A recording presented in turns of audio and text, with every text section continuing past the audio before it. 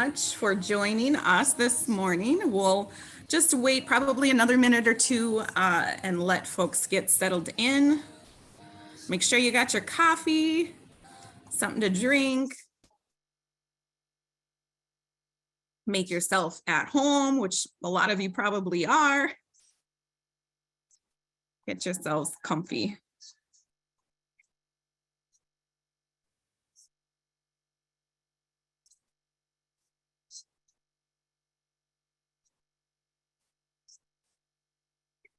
I think to get started, I gotta minus my window here. But if you just want to throw in the chat, where are you from and what is something that you would like to learn more about? And we'll kind of get the chat rolling with that. So it can be anything, like what is something that you maybe heard bits and pieces of and you thought, you know what, I kind of want to learn more about that. That is really interesting. Can be about anything. So where are you from? Where are you coming from this morning? And what's something you'd like to learn more about?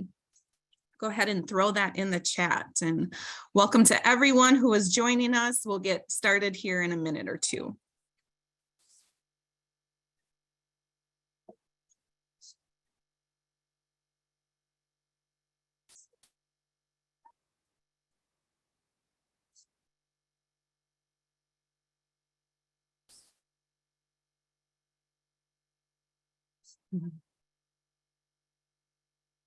Good morning, Mary Sue. Good to see you.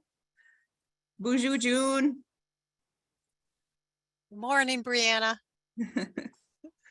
Thank you for joining. Yeah.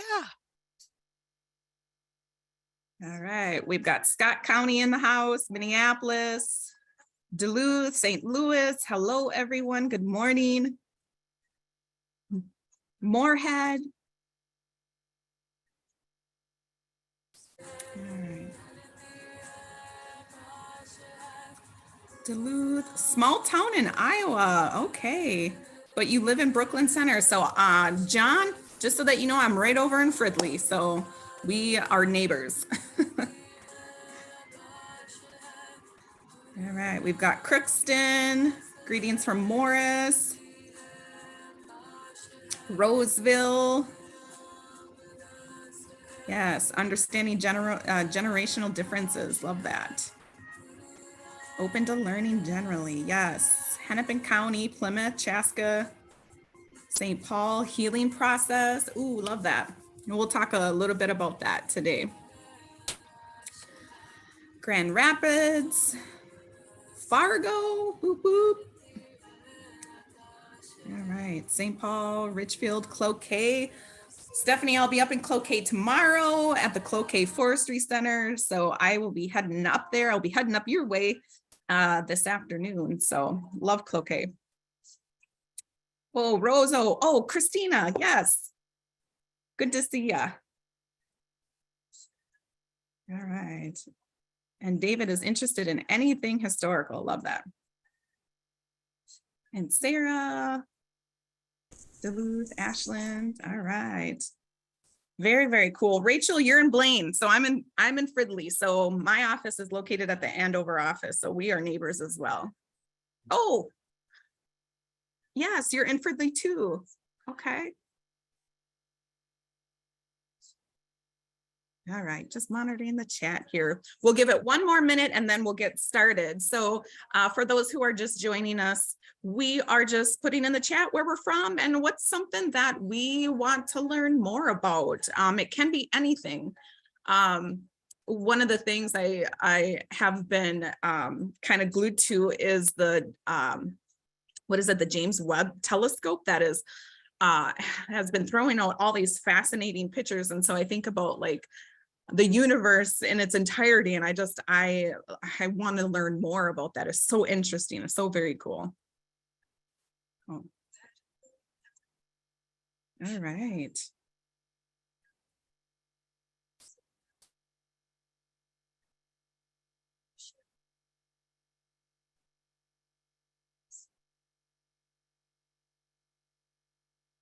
Okay, I think we will get started here.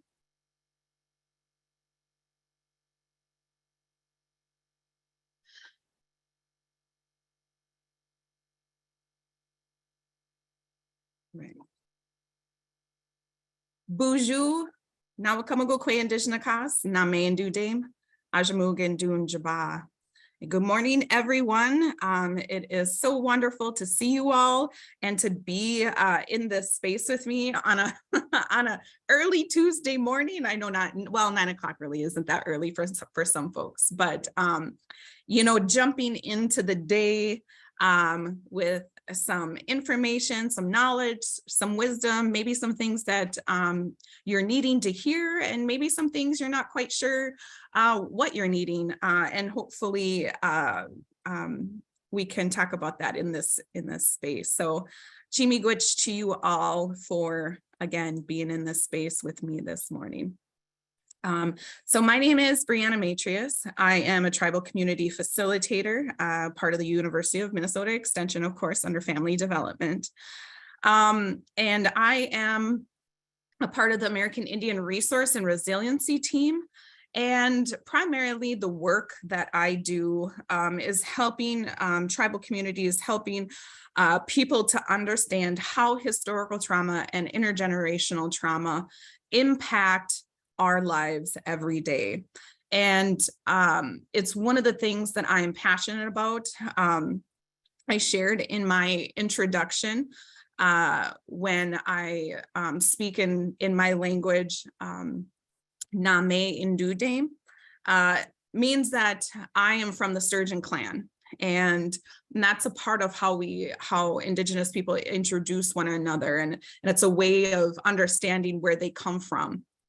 And so Ajamug is located east of Hinckley, very close to the Wisconsin border. And Ajamug also means where two roads cross. And so I come from Ajamug, where the two roads cross, and I am also from the Sturgeon clan.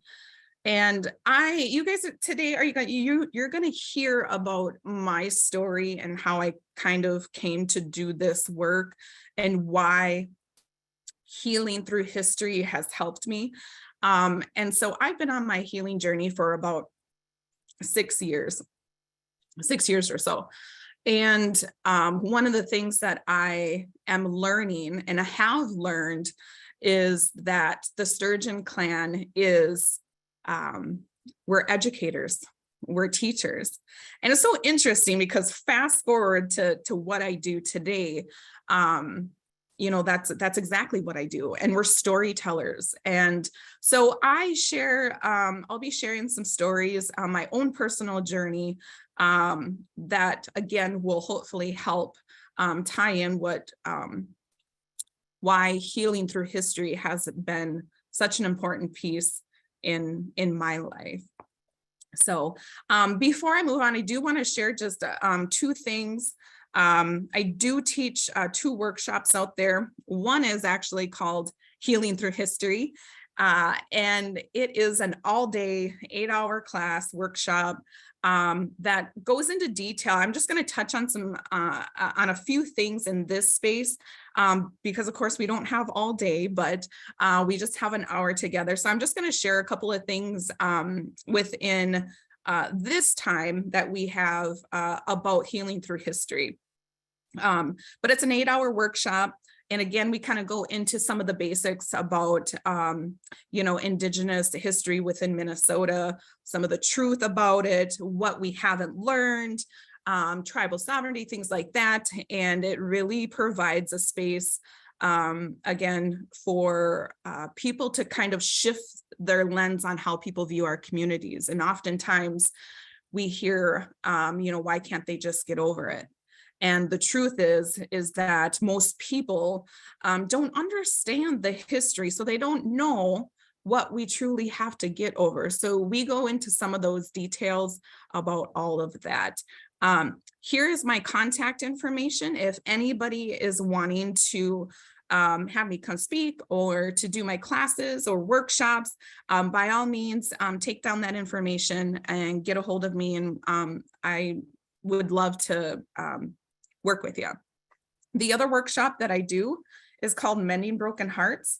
And although when you first hear that title, it's like, oh, mending from a relationship, but it's bigger than that. It is, again, about historical trauma, intergenerational trauma, how it shows up in our life, how we deal with it. We talk a lot about grief and loss and what that means to us. And then again, how do we go through this process of healing, or what does healing even mean to us? So that's a 3-day workshop that is really can be intense for people, right? Because we go into those spaces that maybe haven't been talked about before, right? But it has been so very powerful. If anybody here has been, in my mending, you can certainly share in the chat your experience for others to see. But with that is me moving on. So, like I shared, about 6 years ago is when I started on my healing journey. And it's so funny how things are like put in your path for a reason. And fast forward to today, little did I know that I would be working for Extension down the road. But this video here, so this is the YouTube link here. But when you put in the YouTube search box, what is historical trauma, it pops up this beautiful video. And this video is actually through Extension. If you click on it, it gives you the information about who's in it and what's it all about. But Jessica here, I hope to meet her someday. So if anybody knows Jessica, give her a shout out for me. But she had made a profound light bulb that went off in my head when I first saw this video. And this was even before I was doing any sort of community work or anything. I was just trying to understand what historical trauma was. And Jessica in this video shares her story of a conversation she was having with her father and asking him, her dad was explaining about, how they used to play cowboys and Indians and nobody wanted to be the Indian. And she thought, why is that? Why didn't anybody want to be the Indian? And he says to her, nobody wants to be the Indian because the Indian always dies. And that for me was a huge aha moment that really allowed me to understand how society, how the world, and how these messages that it wasn't good to be Indian gets into our minds, our bodies, and our spirits, right? Because that was just a small message, that was given to her father that, of course, when we think about historical drama, has such a huge impact, right? And so I tell this story about how I was living on the reservation when I started kindergarten for the first time. And I apologize for those who have heard this story before, but I love to tell it because it helps to connect the dots a little bit. But when I was a kindergartner, I started school for the very first time living on the res. And so I go out to the bus and, mom walks us out there and, we get on the bus. And if you've ever been in that moment or remember that moment of like riding the bus for the first time or going to school for the first time, you will always remember it, and I get onto the bus and I look ahead and, you get so scared as a kindergartner and you just go into that front seat, right? And so as I'm there, just kind of nervous, and it was a 2-hour bus ride from our home into town with picking everybody up. So it was a long bus ride. And I go home and mom, after school, mom's like, how is the first day of school? And we're like, it's fine. And she's like, well, how was the bus ride? And of course, it perked up our ears. My siblings and I have an older brother and an older sister. And, I told my mom, I turned to my mom and I said, Mom, you will never believe what? And she's like, what? She goes, we got on the bus. Or I say, we got on the bus and there were a bunch of Indians on the bus. And she's like, what? And we said, yeah. And then my sister and my brother pipe up and we were all like, yeah, there are a bunch of Indians on the bus. And she starts laughing. And we didn't understand what was, why she was laughing. We had no idea why she was laughing, and just like, what is so funny? And she's like, you kids do know that you're Indian. And it was at that moment that we all looked at each other and said, we're not Indian. You can't make us be Indian. And ever since then, I've really kind of pondered the fact that, it's where are these messages coming in? And of course they're all over. We know that they're all over, but how did a little girl who is 5 years old didn't know or knew, right? Felt in her body that it wasn't good to be Indian, right? That who you are, that your identity is not a good identity, that it's not good, right? And so when understanding that piece, and of course, as I started to learn more about historical trauma, I started to learn about epigenetics, right? And on my mother's side, there was a big piece, there was this big elephant in the room that my grandpa was Indian. That was always the story, is that he was Indian. That side of the family was Indian, but they never shared it. They never shared it because they were ashamed of it. And I know from epigenetics and how blood memory gets passed on from one generation to the next. I wonder if that is in me too, if that shame is in me too. I know for a fact that it is now. Through my healing journey, I know for a fact that I have a lot of shame that is in my body, that is in my mind, and is in my spirit. And I work very, very hard to heal that. In this world that we live in, I will tell you, and I come to you from a vulnerable place, but that's an authentic place, because that's who I am when I present and when I'm out there in the community and I teach. I work on that shame every day, and the world that we live in continues to instill those messages that Indigenous people are invisible, that we're not good enough. We still have institutions out there that aren't doing enough, right? We still have a ton of disparities in our community. There is so much more that we have to get over as Indigenous people, right? And I don't say that, I only speak that through my own lens, but there are other communities, of course, we know, that are dealing with the same thing. Historical trauma is not something that's specifically owned by Indigenous people.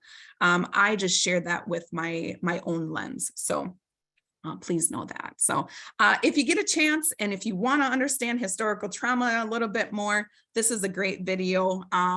It's only a 5-minute video, so it's a pretty quick one, but for lack of time, I just thought that I would share that versus watching it. So healing through history, when I thought about the title of this, webinar, when I thought about the title of, this workshop that I hold, it really does mean healing through history. And so these are some of the things that we talk about in my workshop. We talk about tribal sovereignty. Most people don't understand what tribal sovereignty is, so we talk through that and we understand that.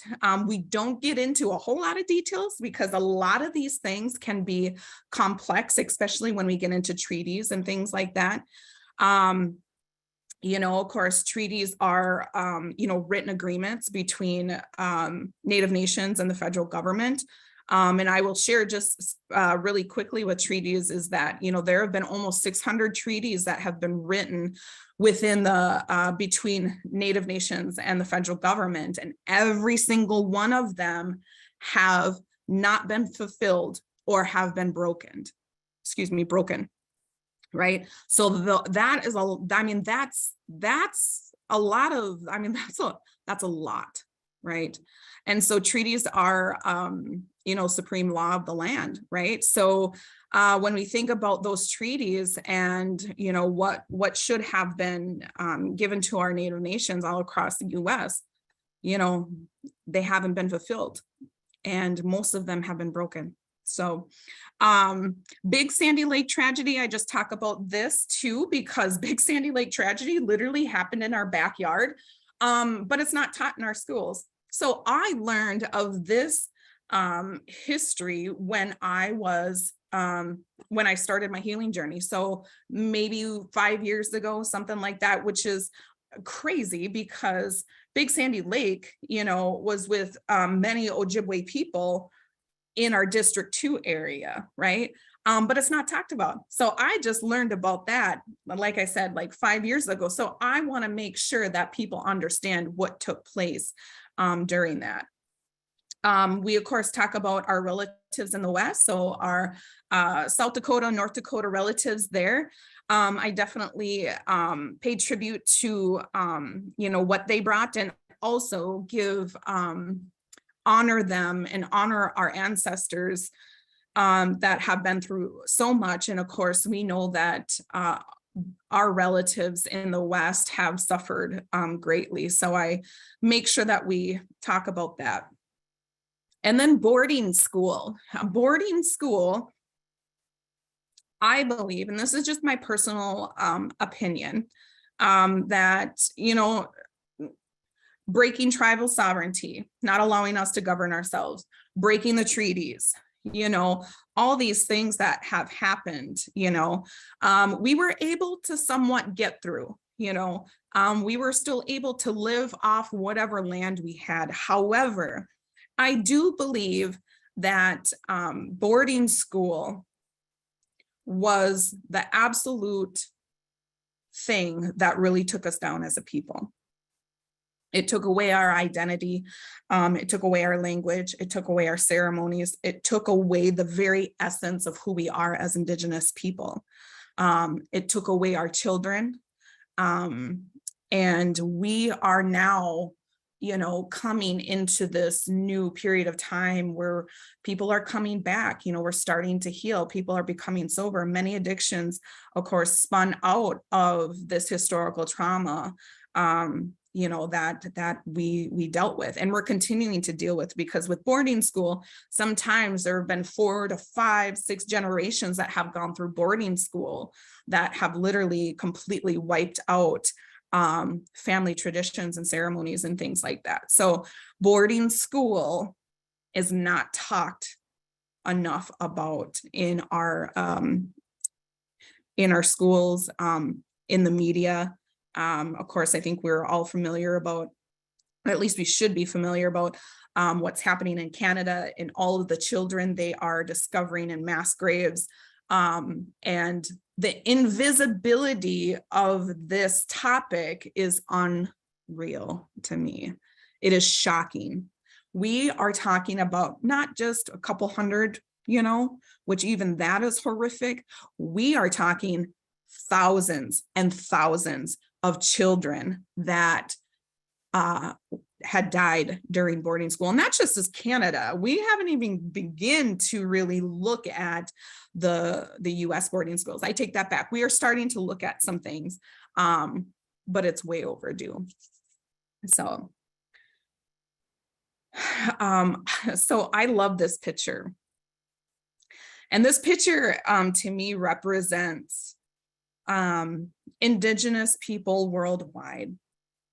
And we believe that we were given the original instructions, the principal values, the wisdom, the knowledge on how to live on this earth. And so with that slide before, I talk about, broken treaties and the boarding school and what that really did. It really disconnected us again from the very essence of who we are as Indian people. And when we have disconnection, there is a separation of many things. And in this world that we live in, and again, I share this from my own personal opinion, from my own personal experience, but in this world that we live in, we have so many people who are in their head all the time. And this may or may not be you, but maybe it's a good reminder of maybe how we need to shift some things. So, this world that we live in, it's all head knowledge, right? We think about all these corporations, these big corporations, these oil companies out there, these big companies out there that are just all in their head, right? Bottom dollar, that's their goal, But what if these corporations out there and these people who are in leadership, right? Not only with these big corporations, but leadership overall, right? Even here with Extension, right? These institutions, financial institutions, every hospital, medical institutions, right? What if those folks in leadership stopped being in their head so much and really sank into their heart? How might this world change, right? How might things change around the world if we were to have a really good balance about knowing when to be up here, but also knowing when to sink into our heart and lead with our heart? How might that change this world? And so, like I said, when I think of this picture, I think of like the original instructions. And so when I think about healing through history, those things that have happened in history have really disconnected us from our heart. That has really disconnected us from our spirit. That has really disconnected us from others. And when we have all those disconnection, we disconnect from the environment overall. And so when I think about connection, I also think about disconnection. And with these bullet points here, I could go into every single one of them and share with you how that impacts us. But, when we are disconnected from ourselves, we can no longer feel, right? Parts of our body become numb. Parts of our body we become unaware of, right? Sometimes that's pain.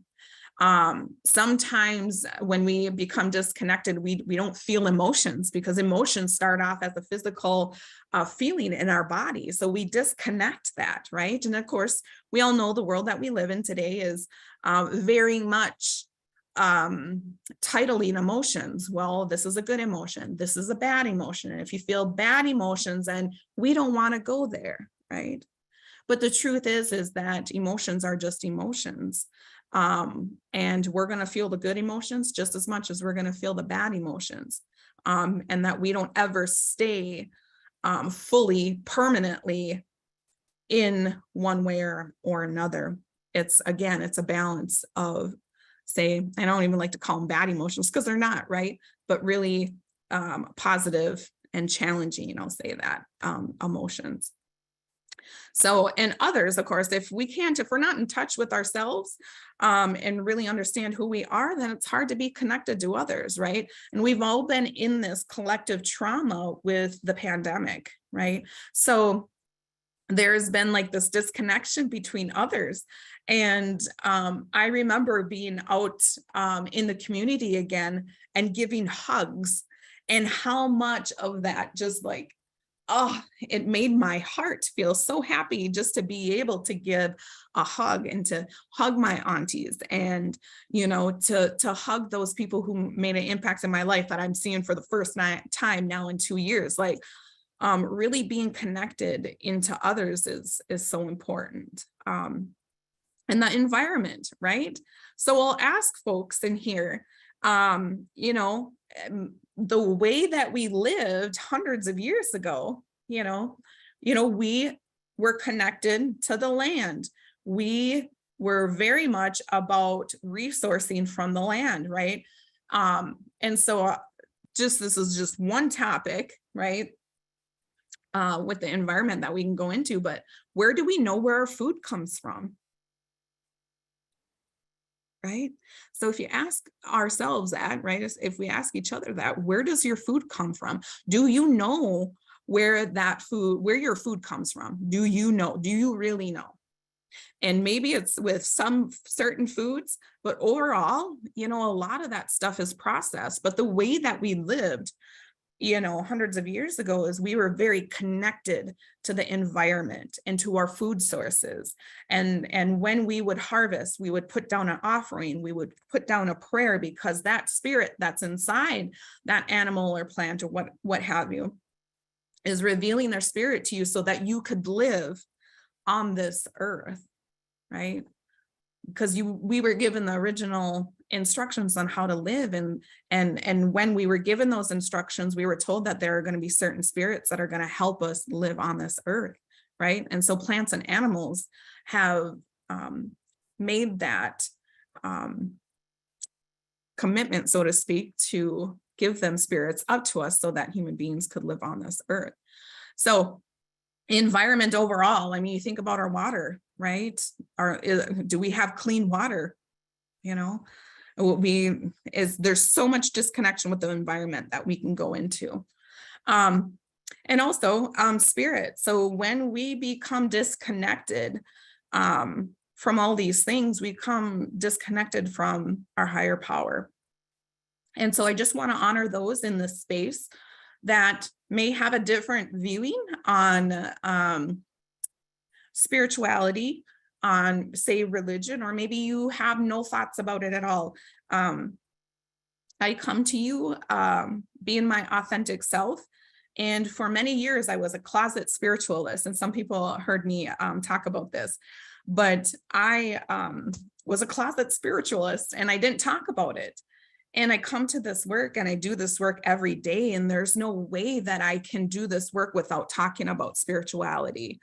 And really understanding some of these teachings that have brought so much healing to me. And so I just want to honor that. My teachings and of course my experiences are mine only. I do not believe that my teachings are the only teachings. I take in many lessons and learnings from all different types of religions, teachings, cultures, everything like that. So I want to make that be known that sometimes we have a higher power and sometimes we don't. And whatever it is for you, it's totally okay. One thing I know to be true is that when I started on this healing journey, I really became solid about my spirituality. I didn't realize it growing up, but I realized that spirituality was a really big piece that was missing for me. And now that I have it in my life, things just come together so beautifully. And I'm able to trust the process with this life. So yeah, disconnection. So I threw this out there because I really do believe that when we are disconnected, it paves a way to all of the symptoms of historical trauma and intergenerational trauma that we deal with in our communities today. I mean, no doubt, when we become disconnected from self, from others, environments, our spirit, it paves a big driveway down this road of historical trauma and intergenerational trauma symptoms. And those symptoms range from all types of abuse, physical, sexual, emotional abuse, alcoholism, addictions in our community, loss of identity, which, trauma comes out in many different ways, in weird ways. And so I truly believe that disconnection it wires in. Shouldn't say wires in, but it really does just push these symptoms further into the disparities that we deal with today. So I'm going to encourage you that as I talk, and we think about balance, really thinking about where might be where you might be off balance with, and just kind of sit with that and just be thinking about balance and where you might want to focus some energy on. So I have a question for you. When we start to learn the truth of things, right? So whether it's history, could be anything, right? When we start to learn the truth of things, if you can remember a time, what did it do to you physically and emotionally? And if we can just throw it in the chat, I would just like to see your thoughts, your ideas about when we start to learn, like, what does that do to you? What does that do to you on a physical level? What does that do to you on an emotional level? And yeah, I want to see your responses. Let's see, I'm going to open up the chat here.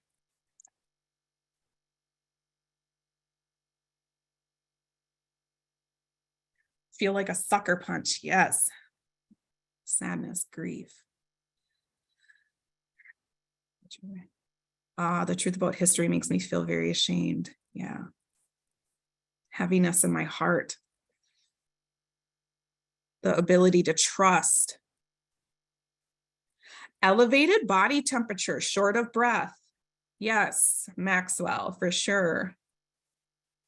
Uncertainty about how to move forward. Yeah. Sadness and anger that we've been lied to and misled to fit the colonizer narrative. I appreciate that comment.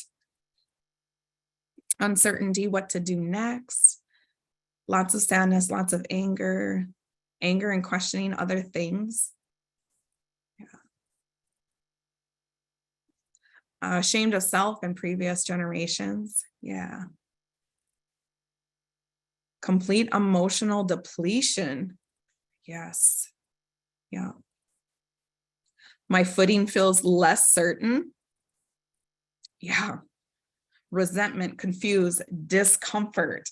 Oh, yes. Confusion. Yeah. Shocked and sad. Why me? Yeah. Sometimes we get into that space. Yeah. Confused as to what can be done to change things. Yes. Pema Chodron talks about being groundless. Jennifer, I've been reading her book, When Things Fall Apart, and lots of good stuff on that. But yeah, feeling not like we can get any footing, like groundless. Bearing witness ultimately fosters healing and growth, but disappointment and uncomfortableness comes before. Yeah. Can I go on? Absolutely, Anna. Feelings of being immobilized, right? So that we know that's a part of the fear response is, either we're fighting, we're freezing, or we're fleeing, right? So not being able to feel like you can do anything, being stuck. Yeah. Shame, anger, distrust of leaders, both macro, yep, and micro, yep. Desire to learn, hunger to learn. Yeah. Yeah. Thank you, Anna.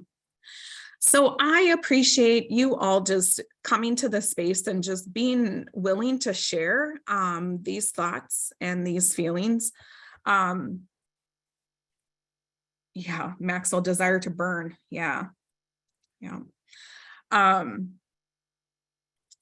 Yeah, so I appreciate you all being having the bravery and courage to really kind of tuning in and really doing a reflection real quick on how these things show up physically for you and emotionally, right? Because when we can start to connect into ourselves, again, that's when we can start to connect into others. And, we start to figure out a path on where we need to go with things, right?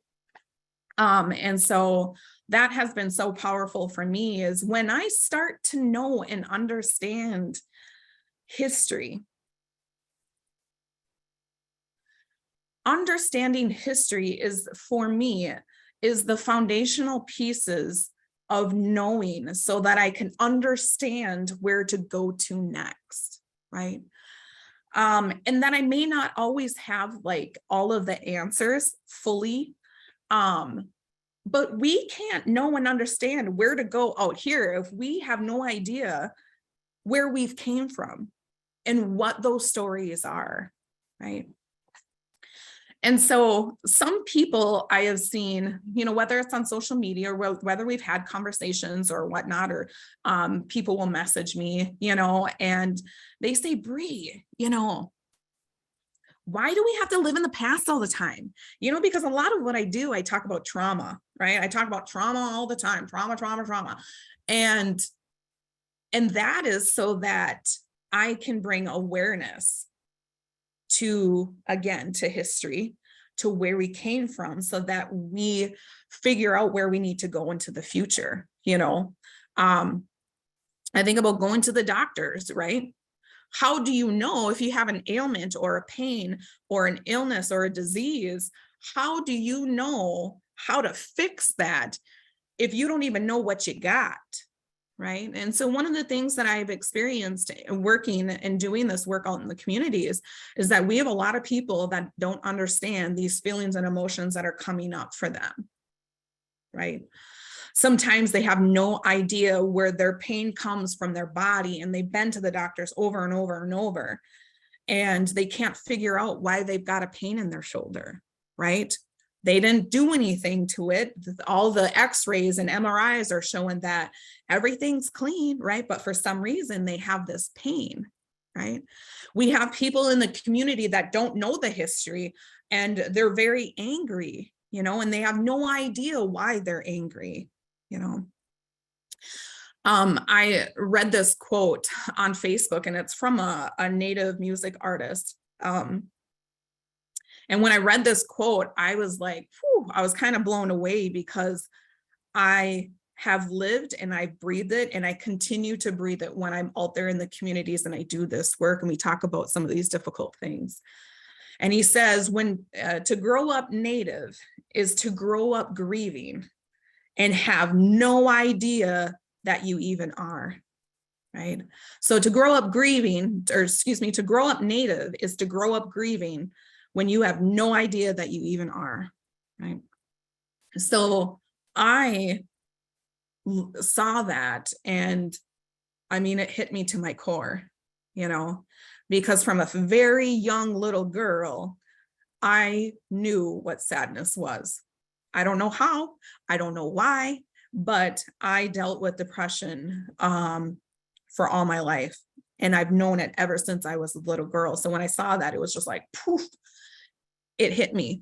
But we have a lot of people in our communities, right? And again, and I want to preface that this is not just something that's simply owned by Indigenous communities. Like, this is in all communities. This is probably in all of our families, whether we acknowledge it or not, right?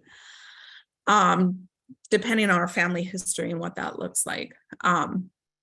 But, this is something that I see oftentimes, right? That, people don't understand their history. They don't understand where their ancestors came from. A lot of us were adopted out, our relatives were adopted out. They were taken by social services, put into white family homes, not ever to know and understand who they are, but they grow up, and then they all of a sudden realize that there's some internal stuff that they're dealing with, but people think that they're crazy, right? So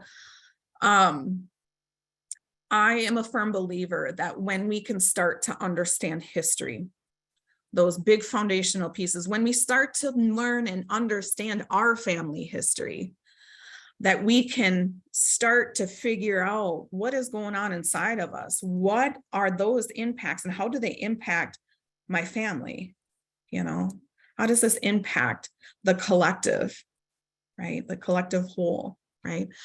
And so when we can learn about that, again, we have a better understanding about where we need to go, where we need to heal, what we need to do, who do we need to go to in order to bring some peace, love, and kindness within our spirits, right? So moving on, let's see here.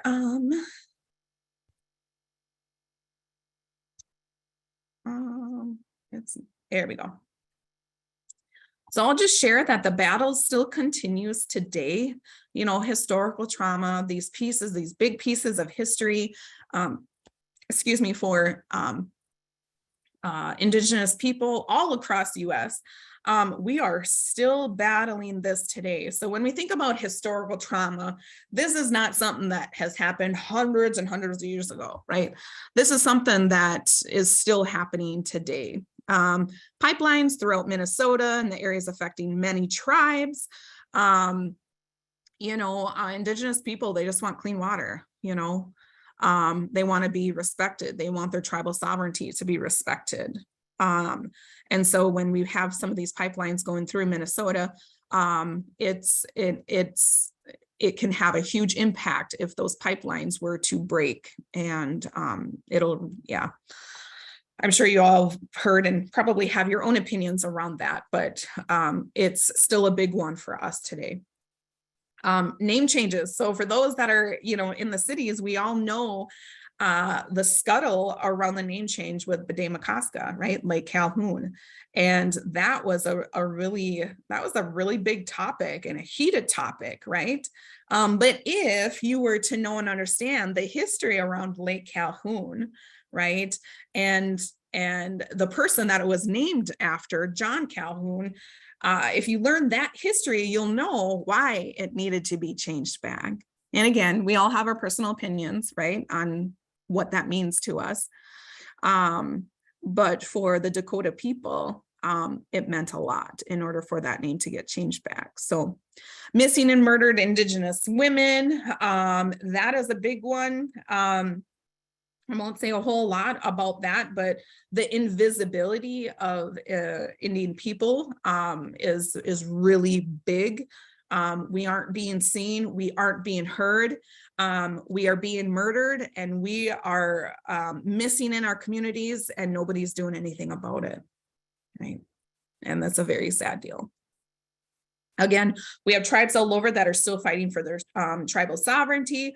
We have tribes out there that are fighting to be federally recognized. And it's so crazy that we even have to do that. And the federal government gets to say, yep, you're Native. Anyways, I'll take that piece out. But the struggles, right? The struggles. Census, right? So there are issues with the census the last couple of years when they went around. I won't go into a whole lot of details, but if you want to learn about what took place during the census, this is just a big issue there. Indian Health Services. So one of the misconceptions out there is that, Indians get free health care, right? They get all this, but what you don't know and understand is that Indian Health Services is the lowest federally funded program out there that doesn't get a whole lot of money. So it's the lowest, right? And that's information that you can find out there on the internet, right? It's public knowledge, but Indian Health Services, the one of the lowest federally funded programs out there. So good luck with your cancer diagnosis, right? Hopefully you got a good doctor for your diabetes care, right? Your high blood pressure, your this, your that, right? Now, with that being said, don't get me wrong, there are many wonderful people who work in Indian Health Services. But again, it's the lowest federally funded program. We need more money in that, right? So just some things that, healing through history, again, we have to understand history in order to figure out where we need to go in the future. And so I'll just open up the chat. Let me check to see what time we got. Okay, so it's 10 minutes to, I'm almost finished. But I'd also like to know from your perspective, right, with what you do, with where you work, even with your family too, how might knowing historical events, right, help you in your line of work? So I know that we come from different parts of the state and all over. When you think about doing your work and what you do, right, how might knowing historical events help you with what you do? And just throw it in the chat. We'll open up the chat up. Ooh, understanding the mistrust. Yes. June, the government said they would take care of us when we signed the treaties. Yes. It's the largest healthcare agreement. Yep. Yeah, it's important because you know there's a story and a history. And yeah, you can empathize with it. Help to be more culturally humble. Love that. See better ways to move forward. Deeper ability to empathize. Yes.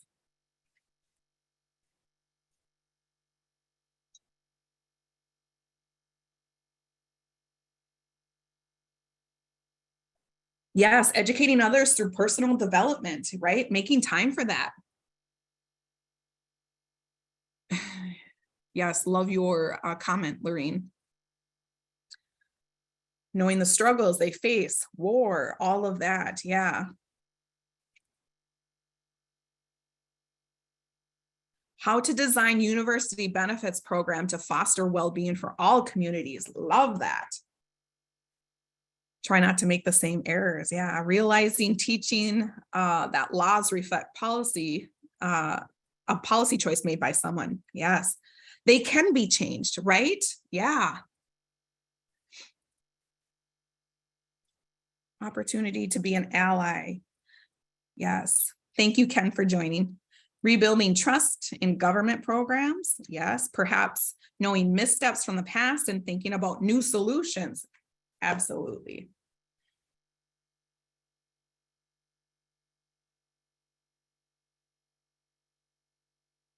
Thank you, Rachel. Yes. The autonomy over everything. I try to educate the workers about our presence and typically mean oppression and loss of land, loss of home, loss of children. Yes.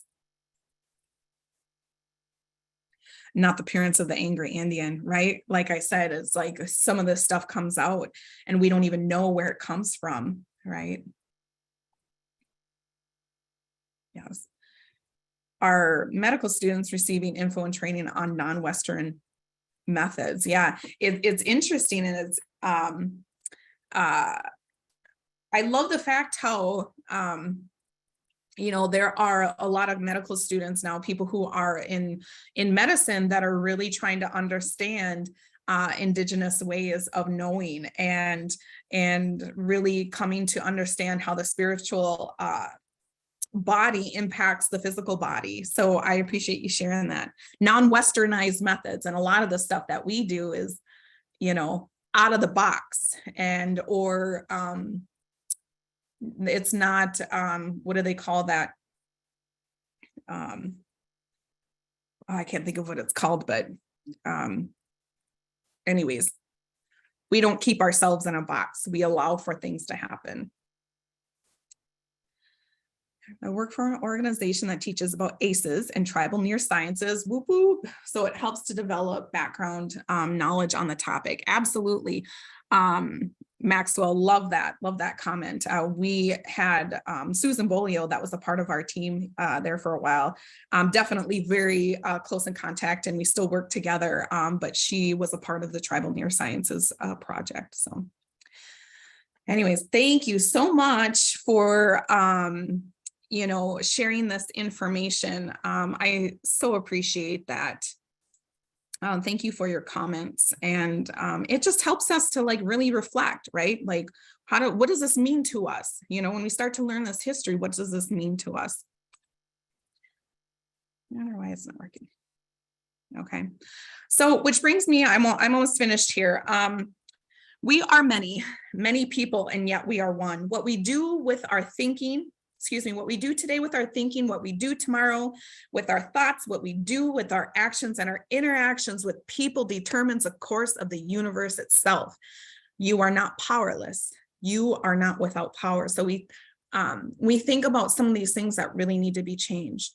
And when I think about healing through history, and again, going back to that title, I really wanted to shape my workshop in a way that was non-shaming, that people don't feel a whole lot of guilt. And, it's not a time for me to say that you all did this to me, you all did this to my people, but it's more so a time to understand history, what does that mean for us, right? How does that shift our lens on how people view our communities, but more so, what does it do inside of us? When we start to learn the truth about history, what does that do to our hearts? What does that do? How can that help us move forward when we start to learn history?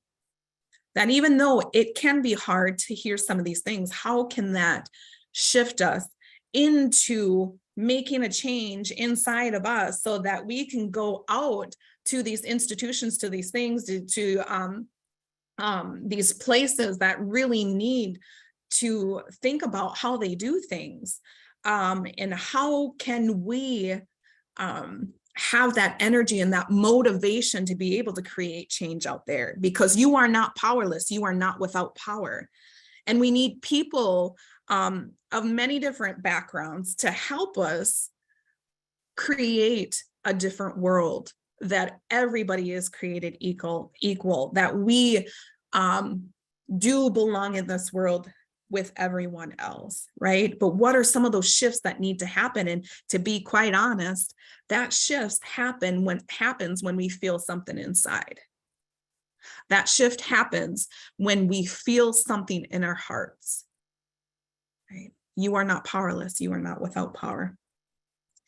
And so to understand the suffering of others, we must first touch our own suffering and be able to listen to it, right? And so I end today with, I've got a couple more slides. Mary Jo, I'll have you come in here in just a second, but to understand the suffering of others, we must be able to understand our own suffering and be able to touch it. So I hope today encourages you not only to understand history overall of many different communities, but I hope it encourages you to understand your own family, your own history, and where you come from and where your ancestors came from. And if you yourself are struggling, that you are able to understand that, to see it, and then to figure out a path on how to do things differently in the future, or figure out a path of healing, right? Because if we're working with communities, and if we are working with folks who are suffering, we must be able to understand our own suffering, right? And put it off to the side for a bit so that we can hold somebody else's energy and space in their experiences for a little bit. So thank you all for this time. I didn't think I was going to have a whole hour to be talking about this, but I know we've got just a couple of minutes left. Miigwech for your participation. And yeah, I hope you all have a wonderful day. Mary Jo, credits for the image evaluation. So I'll just share, if you can do the evaluation, it helps us to let our funders know that we're out in the community doing this work. So if you could do a webinar evaluation, that would be wonderful. 30 days, you'll get another follow-up evaluation to do another one. So I'm moving along. Mary Jo, I don't know if you want to talk about this or if you want me to just Thank you so much, Brianna, for your amazing webinar. We have so much to digest and to think about, so thank you for creating space for these conversations. We have other upcoming webinars that we have, and I just posted that in the chat. And so there's a series of slides here, if Brianna, you just kind of want to walk through, but the link that I just put in the chat is the link to all of the webinars that we have through December, and we have different webinar series based on topics. So this is the recovery and healing, I think I got that right,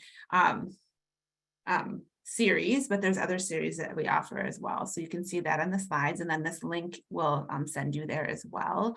I also put the link for the evaluation in the chat as well earlier, and I can try to grab it again, but it will also come out in your email that's in the follow-up with the recording. So if you have any questions, please reach out to us, but thank you for spending this last hour with us. And again, thank you, Brianna, for your words and just your heart. So thank you.